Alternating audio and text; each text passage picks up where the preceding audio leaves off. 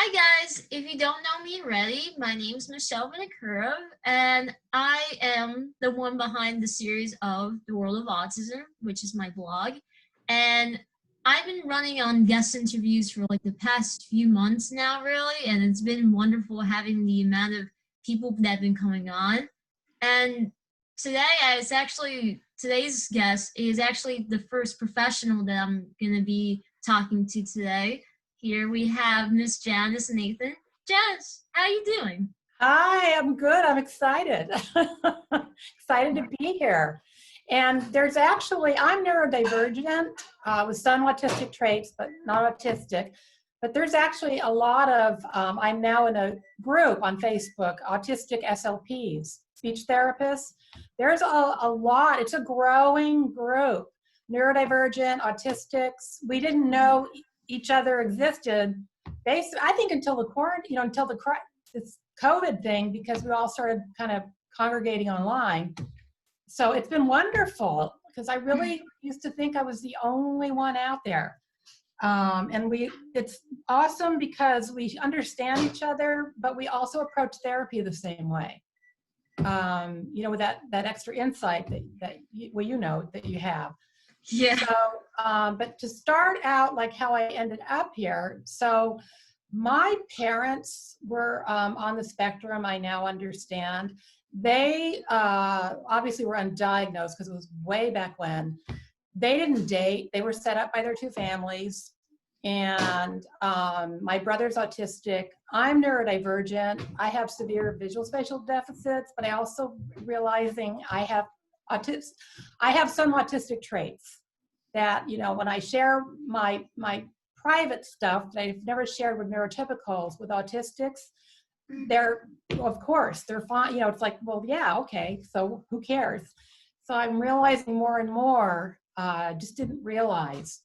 Because growing up, it was really about who was able to do more in my family. That's kind of how I looked at things, because my dad was able to do more than my mom. And my brother struggled with everything: speech, language, learning, reading. I mean, every struggled throughout his academic career was a nightmare. So I've always thought I was neurotypical because I was able to, even though I had to navigate the neurotypical world the way autistics do, which is watching and imitating and observing and suppressing the way I was at home in a lot of ways to look, quote, normal. Because I was able to navigate the outside world more, I thought that made me neurotypical. So I grew up, and didn't know what I wanted to do when I was a grown-up. And I got my bachelor's and master's in my 30s, actually. There's anxiety and depression in my family. And in my 20s, I just wouldn't have survived grad school. There's no way. So my brother got his diagnosis. I was still oblivious. I ended up working with kids with autism. It just fell into my lap, but I didn't know we were autistic. And my brother got his diagnosis at the age of 50. Wow. And that was when it was like I felt like I'd been adopted, and I woke up. Because when I look back at my life, I realized I had a much different childhood than I thought I had. I thought our family, even though there was so much my family couldn't do, and they were looked at by the neurotypical world, we were all looked at, myself, my brother, and my parents, as being different. I mean, I saw that, the looks, the chuckles. Yeah. And, but I still thought we were, quote, normal. And then I realized that my family was autistic. And that made me start re-examining myself, because I do have a learning disability, like mathematical, visual spatial, navigating, finding things. I'm a case study at Carnegie Mellon University, because they were intrigued by my cognitive profile. They had seen one like me before. I'm like an autistic profile, but I got zapped on all of the visual spatial parts of the brain. Like my language is off the charts. I'm like a mild nonverbal learning disorder, I think, because I was able to imitate enough where I fit in, just enough. Right. I would say and do things that people would laugh, But I learned if I laughed with them, they didn't think I was weird because I Uh-huh. obviously knew I said something odd. Hmm. So I learned to blend. But anyway, so, over the years, I realized I started doing therapy very differently, language therapy, very differently from what was being done. And Hmm. I realize now, because I've met other autistics who are speech therapists, and they approach therapy the same way I do. I was blown away by that. Because up until I met them, which is just this year, everybody would look at me and they were just, amazed because I was doing things, I was, for whatever reason, had the insight to understand I have to teach that which they need explicitly taught.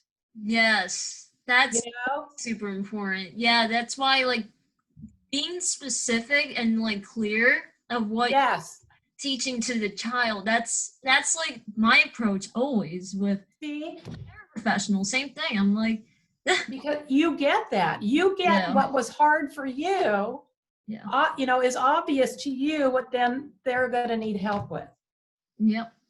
And also, I mean, I use my autistic DNA to my advantage. Like I now realize I read the cognitive neuroscience research far and above the average master's level speech therapist. But to me, it's not work, it's fun. I'm not bored by it. And in fact, my husband, way back when, jokingly told me I had to also bring like a pleasure book on vacation because I would only read research. So now I divide my time up. I read, but like now I'm just comfortable and I'm proud of myself and my family. I was always ashamed of my family and myself because we were looked at as being different. Even the only reason why people allowed me to blend, I was able to imitate. And when I said something that normally neurotypicals wouldn't say out loud, but we're all thinking it. So to me, it was like, well, I know you're all thinking it. So why is it a big deal if I say it out loud? But when they would start laughing, I would laugh with them. And that helped me, oh, okay, I must be neurotypical because I get that they're laughing and thinking, I mean, I didn't understand, like I still say things that people laugh at. In fact, anybody that knows me real well who ends up watching this will chuckle because one family member who had kind of married into our family, she said to me you are remembered. As in, when I leave a room, neurotypical kind of go, that was a little different. But now I own it and I'm proud of it. I'm proud of who I am, who my family. I realize now how much harder my family had to work through the years than what came naturally to neurotypicals. I mean, to be married, to raise kids, we moved around a lot because my dad was in the Navy, but to be able to navigate all that. My mom did the shopping and took care of the checkbook and made us breakfast in the morning and made sure we had clothes. And so, I mean, there were things that were harder for my mother to do, but I mean, she did an amazing job with no support. And my brother, who should be a non-reader, he loves to read as an adult. He loves to read mainly, science fiction, fantasy. I love fantasy more than science fiction, but we kind of blend together. But he should not love to read, and he does. And like literacy is part and parcel of what I do, because I hope you don't mind that I'm kind of going on and on, but I look at from a lot of autism interventions, especially those who are considered not as competent because of how they present on the inside. Mm-hmm. And literacy tends to be on the back burner. They're taught to read index cards or fill in the blank, but they're not really given books and taught literacy. But anyway, so I just like all those pieces that I saw, why isn't any, to me was so obvious it needed to be addressed. Right. And it's not because I tell people it's not because I'm wonderful. Well, one, the research kind of guides, where I need to go with it. But to me, it's like, if something's obvious, why don't you just do it? So that's kind of how I look at it. But yeah, so that's kind of like, you know, where I am now. And so actually I'm excited because now my husband and I, with a wonderful group of researchers at University of Pittsburgh, we have 2 research grants. And we're looking at an intervention that deals with building coping skills and helping someone get through stress and realizing they're stressed and how to show that in a way that neurotypicals will understand so they can get help. Yeah. So I'm very excited. That's just like, so that's like, you know, just beyond belief, one that people, I think the paradigm shift is starting to change now that more and more neurodivergent and autistics and autistic women, I don't know when you were diagnosed, but a lot of autistic women aren't getting diagnosed till they're well into adulthood, you know? Right. And so we're all kind of, I'm not autistic, you know, I do want to clarify. I don't want anybody ever thinking, well, you're pretending to be autistic, but I do have autistic traits and I'm definitely not neurotypical. I used to tell when I would present to groups, I would always kind of talk about my family, not realizing that I have stories to tell too that are odd. No. You know, Absolutely. One story that I'm now not embarrassed to share, but I was actually very embarrassed to share this because neurotypicals get this, and my husband and others have tried to explain this to me, and I don't get it, which tells me I'm approaching things a little differently. And my husband's leaving, so I'm waving by. So I was called up for jury duty, and I took things literally. So we hear the case. Found that too. And after we hear the case, the attorney says to us, packed courtroom, based on what you've just heard, do you still feel you can be impartial? If not, raise your hand. I thought, so I raised my hand. I was the only person in a packed courtroom. I could feel the silence. I turned around and the entire courtroom staring at me. And I'm thinking to myself, you all feel the way I do. You're just all lying about it. But I didn't say that out loud. And they've tried to explain that to me. And I said, but the case is so clear cut. I mean, they caught him. You know, he kidnapped somebody. They held her hostage. The police came in. So based on that, I thought, well, how, you know, I mean, if they didn't know who did it, but we think he did it, that'd be different. So anyway, I'm probably giving way too much info on that, but that's when I still don't get it. I would still, well, now I've learned. I won't raise my hand no matter how much I believe someone, the facts are clear, but now I know I won't raise my hand because they knew not to raise their hand, and I don't know how they knew that. Yeah, some things that they get, like sometimes I don't get, and that's just how it is for what we go through and stuff. Just like sometimes what makes sense to them doesn't to us, and vice versa, other way around. So and now you know, if you get called to jury duty, never raise your hand. No. So I needed to share that because over the years I've shared stories about my mom and my dad, who I thought I would, until now, I used to say, well, my dad wasn't autistic, but he was severely socially phobic. And I realized he might as well, whether he was autistic or not, I think he would fit the criteria.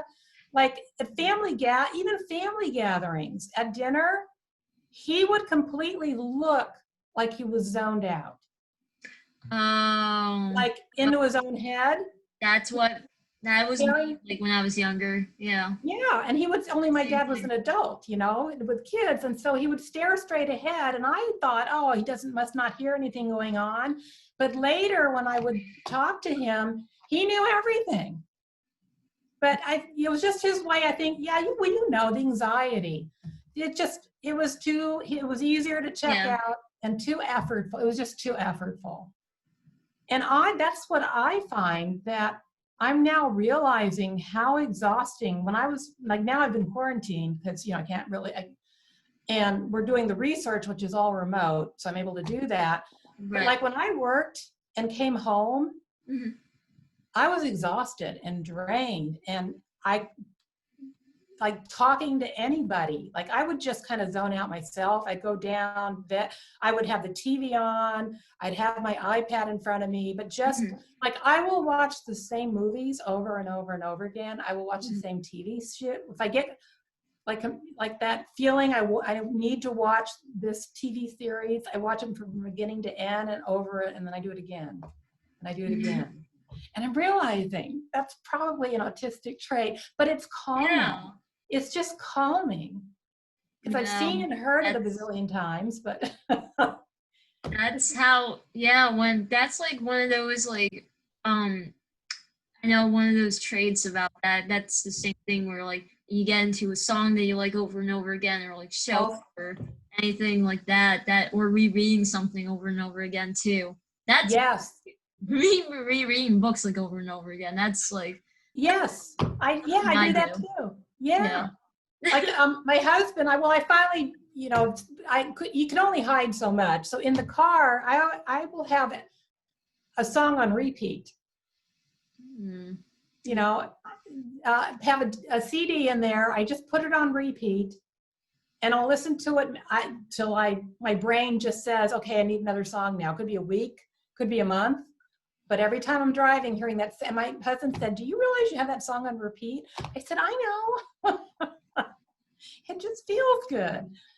So, yeah, so I'm happy. I'm glad I'm able to talk about me today, because through the years, whenever I've talked to groups, oblivious about myself, I would talk about what my brother did or what my mother would do, because people, if you tell people, oh, my family was autistic, I know they need to hear an example or two to go, oh, right, yeah, okay. So now I thought it's my turn to let people hear about me, and so my family can, just rest over here. Yeah, I get that in a way, because like when you were saying about with your family, I'm like, that's the complete opposite for me. So I'm the only one in my entire family that lives with any disability in general. So Okay. yeah, so I live with autism. I have 3 other siblings, and out of 4 of us, I'm the only one that lives with just any disability in general. And I was diagnosed at 2 years old, which you don't usually hear that a lot from. No, you don't. Even now, you still don't. Yeah. So and a lot of things you were saying about even with your family, though, I went through what they've gone through pretty much, especially with the language development part of it. That was my weakest point, because I couldn't verbally say my first word until I was 6 years old, not until I was 6. So, yeah. and I had echolalia afterwards, and then it was just lots and lots of intensive speech therapy. I had early intervention services when I was younger, including applied behavioral analysis therapy. I had occupational therapy, physical therapy. I had everything. And this is what I want to tell everyone right now, that early intervention does work and helps a lot, tremendously. So, yes. And actually, I wanted to say about thank you so much for all you do as a speech therapist and stuff in the community, because with everything going on right now, it's crazy. Like, I know, like, even for me, like, I'm actually working in the school building. Like, we're doing a hybrid. I don't know what that is. Yeah. So with the hybrid learning and stuff, it's pretty much where we do have students in person and we have students online. So I've been doing both, and it's really, really different to one another.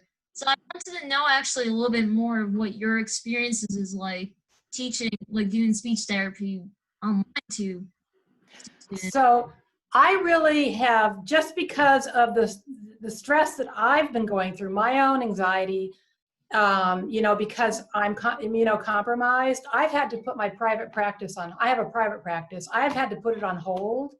And now that we have the 2 research grants, I it'll have to get pushed back, but I will be doing therapy online, which I'm nervous about.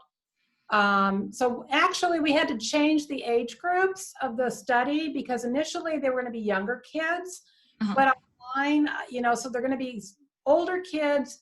And then I was supposed to train for this first grant, I was supposed to train grad students, but I can't because I can't be face-to-face. So, and graduate students, they need help. They need, like, you have to be like help, not just remotely. There's no way they could learn what I do. Yeah. So I'm going to be doing the therapy.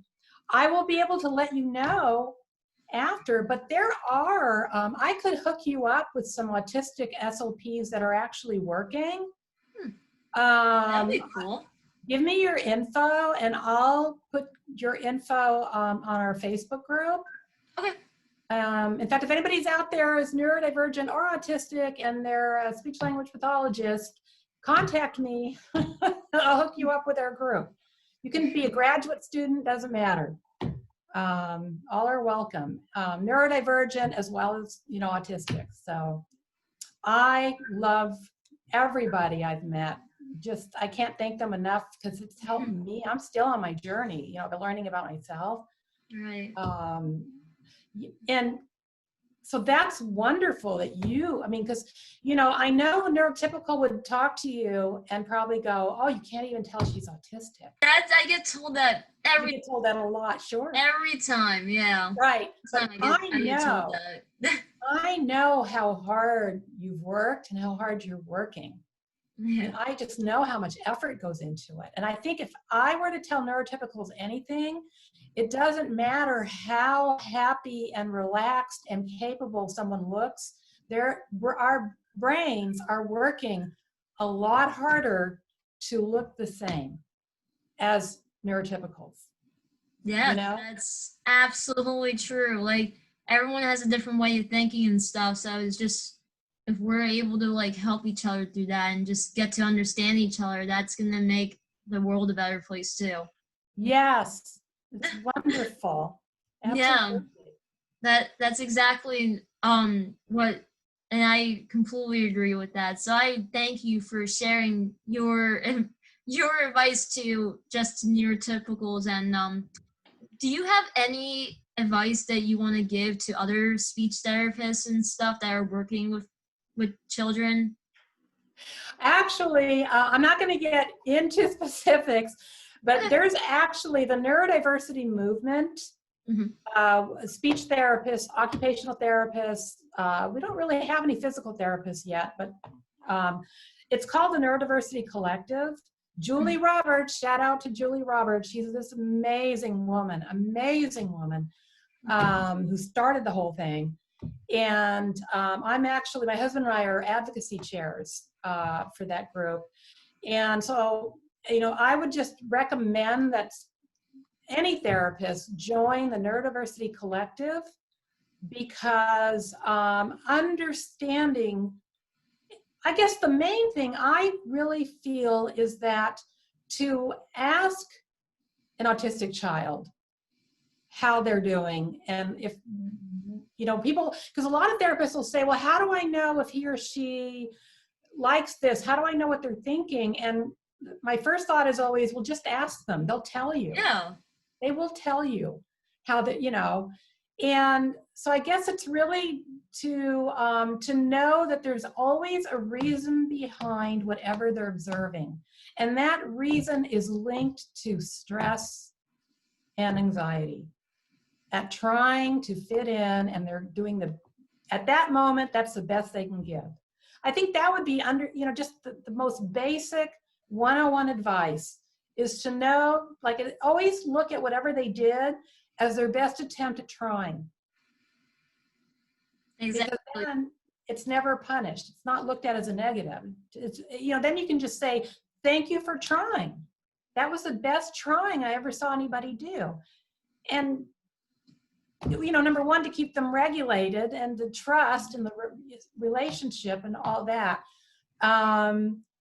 But I think that's the main thing I would, really, really would ask other therapists to remember. Right. That's absolutely true. Like, just having that that relationship like between like therapist or teacher to the student. That's the number one thing in order for any child to do well in school and stuff and beyond, is to have that that trust in the relationship no matter what. So that's a really valid point that you brought on. So thank you so much for sharing that and for Thank coming you. on to And I to share your story and everything. So I just have to tell you, I love your throw pillows there. I've been looking at them. I love them. Anyway, you. sorry. I got a little distracted by, they look so happy. But thank you for inviting me, and just, you know, wishing you a safe and just easy rest of your school year. Thank you so much. Thank you. Take care.